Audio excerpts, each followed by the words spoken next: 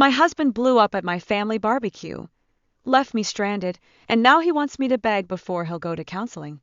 The barbecue that changed everything. I never thought my marriage would come to this. I never imagined that one argument, one stupid, ugly moment, would unravel everything I thought I knew about my husband. But here I am, sitting in my car outside my parents' house, trying to process what just happened.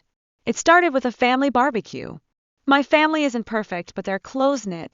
We have regular Sunday BBQs, and everyone shows up, my parents, my siblings, my cousins, even the occasional neighbor. My husband, James, 36M, and I, 34F, have been together for 8 years, married for 5. He's never been enthusiastic about my family, but he's always tolerated them. Until today. The tension builds. The barbecue started fine. My dad was at the grill. My nieces and nephews were running around, and my mom was making everyone take just one more picture. James seemed off from the start.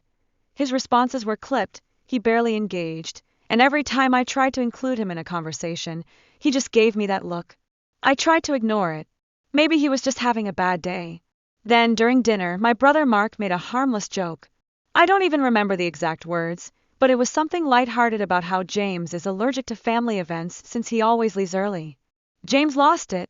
The blow-up. He slammed his beer down on the table, startling everyone. You know what? Maybe I wouldn't hate these events if I wasn't treated like an outsider every damn time. Silence. Everyone was staring. Mark, completely taken aback, said, "Dude, it was a joke." James wasn't having it. He went on a full rant about how my family never includes him, how they talk over him, how he's sick of being dragged to these events like a prisoner. I was mortified. My dad told him to calm down. My mom tried to mediate, and my sister took me aside whispering, "Are you okay?" But James wasn't done. He turned to me, eyes blazing, and snapped, "Give me the car keys. I'm leaving." I blinked. "James, no. You've been drinking. I had 1 beer an hour ago.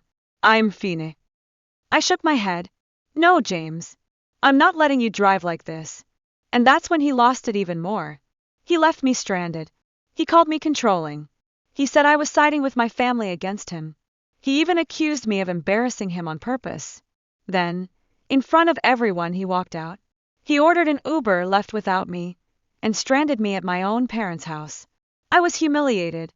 I sat there, too stunned to move, as my mom rubbed my back and my dad muttered about how James has always been too hot-headed. Mark, who had been the target of the original outburst, looked guilty and kept apologizing, even though it wasn't his fault. I ended up staying the night in my old bedroom because I just couldn't go home to him. The morning after, the ultimatum. I woke up to multiple missed calls and texts from James. At first, they were defensive. "You embarrassed me in front of your family.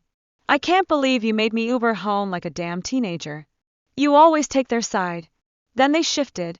"Can we talk? I miss you. Come home. I'm sorry, but you need to apologize too." That last message made my stomach drop. I called him, ready to have a real conversation. I told him we needed marriage counseling. That this wasn't just about the barbecue. It was about the way he treats me, the way he handles conflict. His response, "I'll go to counseling, but only if you apologize first." I almost laughed. Apologize for what? For stopping him from driving drunk?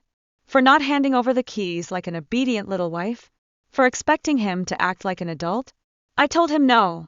And now he's refusing to speak to me until I beg for his forgiveness. Story 2. My husband secretly took out a loan in my name, and now he expects me to help pay it off. The first red flag. I never thought my marriage would turn into a nightmare. I never thought the man I loved, the man I built a life with, would steal from me and then act like it was my responsibility to fix his mess. But that's exactly what happened.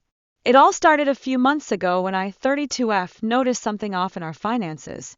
My husband, Daniel, 35M, and I have always kept a joint bank account for household expenses, but we also have our own separate accounts.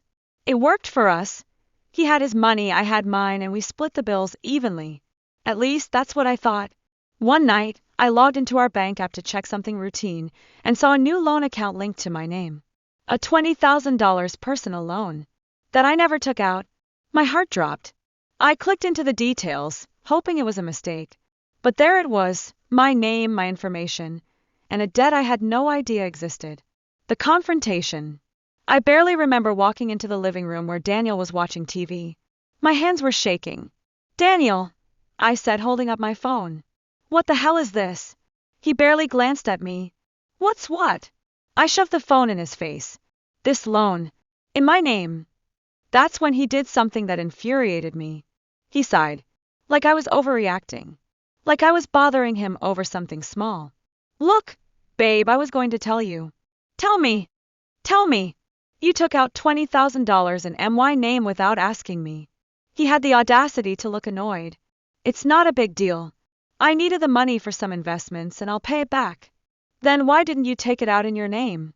I snapped. He hesitated. And I knew. His credit was shit. The lies unravel. I demanded to know everything. Turns out, Daniel had maxed out his credit cards on bad stock investments. He was supposed to be flipping the money, but instead he lost thousands. So instead of owning up to it, he took out a loan in my name to dig himself out of his hole. "But I was going to pay it off," he insisted. "Oh, really?" I shot back. "Then why have zero payments been made?" He went quiet. The expectation. After the initial argument, I needed time to process. I stayed at my sister's place for a few days, trying to wrap my head around the betrayal. Then Daniel called. "I get that you're mad," he said, "but you need to help me pay this off. We're married. We're a team." I almost dropped the phone. "Are you serious?" I hissed. "You stole my identity, took out a loan in my name, and now you expect me to help you pay it off?" His voice turned cold. "If you don't, it'll ruin your credit too." Update 1. He tries to manipulate me. I went home the next day, not to forgive him, but to demand answers. Daniel was waiting with flowers and a fake apology. "I should have told you," he said, pulling me into a hug. "I just didn't want to stress you out." I pushed him away. "You didn't want to stress me out, so you committed fraud in my name?" "Don't be dramatic," he scoffed. "It's not fraud. We're married. It's our money." I was stunned. He actually believed that being married gave him the right to steal from me. Update 2. He blamed me for overreacting. After I made it clear I wasn't going to pay a cent, Daniel started gaslighting me. "You're acting like I cheated or something," he said. "It's just money. You're making this a bigger deal than it is." I told him to transfer the loan into his name immediately. His response? "I can't."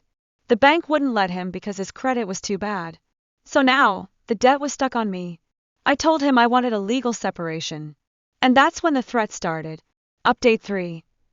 "If you leave, you'll regret it." Daniel's mask slipped. At first, he tried guilt-tripping me.